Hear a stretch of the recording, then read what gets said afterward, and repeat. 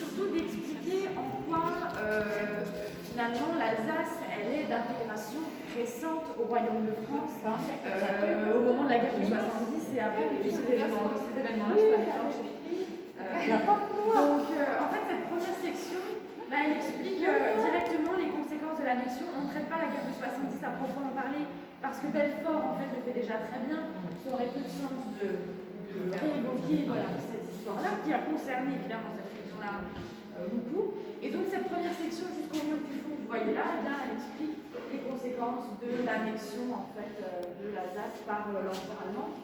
Cette première partie, c'est les conséquences plutôt administratives, notamment le fait que l'Allemagne vote très tôt un certain nombre de lois qui encadrent les acquis sociaux, de la maladie, de la vieillesse, de l'accident de travail, etc. Et donc, c'est en partie des choses que l'Alsace, en fait, Moselle perdra du Parlement en régional 1918 en République française, parce qu'en France, qui a été constitué à l'époque allemande. Voilà, et là, 20 ans après. Vous avez Erika, dont j'ai écrit la biographie. Je ne sais pas si vous avez, vous avez déjà eu l'occasion de lire ça. Qui se mettent en place en Alsace annexée, donc là, un gendarme, un garde-chef, voilà. Moi, je suis de l'extérieur, c'est-à-dire de l'intérieur. C'est intéressant, justement, localisation. Très, très intéressant. D'une complexité inimaginable. Et qui ne se sont pas exprimés. Ils n'ont pas eu la possibilité d'expliquer. Et ça, on le ressent dans tous les cœurs. Ça fait pas. Il y a eu les purges, il y a eu toujours un petit peu cette injustice qui a eu. Voilà. Et disons que les anciens combattants du côté français pouvaient être fiers de ce qu'ils avaient fait pendant la guerre. Du côté allemand, dans une certaine mesure aussi, les Alsaciens n'ont jamais pu être fiers de ce qu'ils ont fait parce qu'ils étaient toujours dans l'uniforme du vaincu. Et donc, ont dû refouler tous ces souvenirs et ne pouvaient en parler peut-être qu'entre quelques camarades, une poignée de copains, mais n'ont pas osé et personne ne les comprenait. C'était pareil, côté soldat, personne ne pouvait écouter, réceptionner ce qu'ils avaient vécu. Alors il a fallu peut-être attendre 100 ans, une centaine d'années, pour qu'on ose en parler. D'où le problème du témoignage de Dominique Richer qui se trouve dans cette configuration à la fois et heureusement que son message est universel, qu'il sort et regardez, c'est l'université de Montpellier, de Toulouse, qui font des études sur les témoignages des soldats français, qui le mettent en valeur. Alors il y a pire parce qu'il y a des témoignages qui existent d'Alsaciens qui eux étaient plutôt, on va dire, pro-allemands, qui étaient fiers de servir cette patrie-là. Ça c'est totalement inaudible, encore aujourd'hui. Alors que et c'est normal. Qui sommes-nous pour juger ça en fait Et c'est normal. On ne peut jamais se mettre dans les conditions de l'époque. Alors ça faisait partie de la collection du collectionneur. 44 ans d'appartenance à l'Allemagne.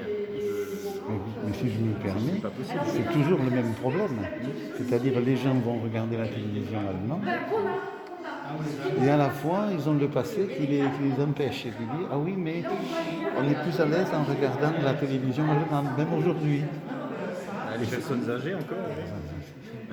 Ma grand-mère, qui est décédée l'année dernière, elle regardait que la télévision allemande. Ça explique directement pourquoi le Japon, pendant la Première Guerre mondiale, Alors, c'est pas une nostalgie du Troisième Reich comme on entend certaines fois, c'est juste que c'était leur culture qui était la culture allemande.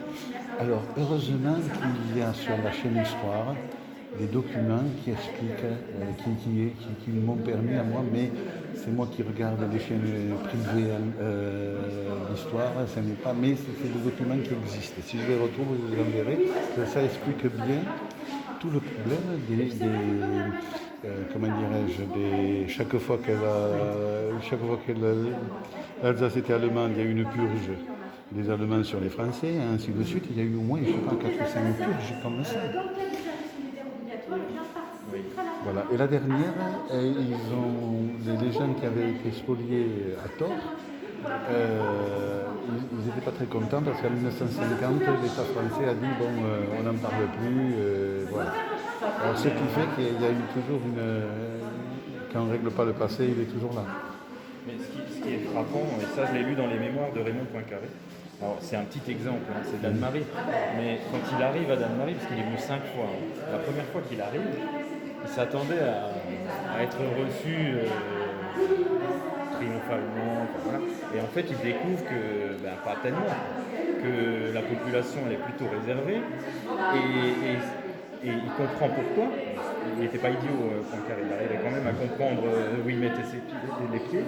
Et en fait, il y a eu, au début de la Première Guerre mondiale, des années et des venues tellement incessantes entre les troupes françaises et les troupes allemandes qui ont réinvesti la ville 36 fois de suite, qu'au bout d'un moment, les gens, ils n'ont plus... Ils se sont mis en retrait et voilà, ils ne prenaient plus parti pour l'un pour l'autre parce que ça se trouve 15 jours après, ils changeaient de nationalité. Et en alors plus, c'est un petit exemple, mais on peut le transposer en règle générale sur l'histoire récente de Et la en plus, ils souffraient des deux armées. Oui. Oui, parce que les armées se nourrissaient du local. Daniel, tu ne sais pas, Pardon? Daniel, Oui. tu ne sais pas en quelle année Ulrich et Marcel ont passé la frontière en Suisse. 1942. C'est la deuxième. C'est la deuxième guerre. Ici, c'est la première guerre. Elle est malentendante. Hein. Oui, j'avais compris. Mais avec l'émotion, elle est encore plus malentendante. Là, on est perdu dans nos souvenirs. Et c'est logique. C'est logique. Oui, et puis, Elle a dit, personne ne nous a confié que depuis hier, vous êtes passé devant la maison, elle est très émue. Très émue. ça c'est très bien. Je m'ennuyais au départ quand tu étais un garçon, je dégoûte là, à 2 cartons de chaussures avec des photos, tu vas me mettre le nom, tout le monde. J'ai fait ça avec Voilà. Moi, comment c'est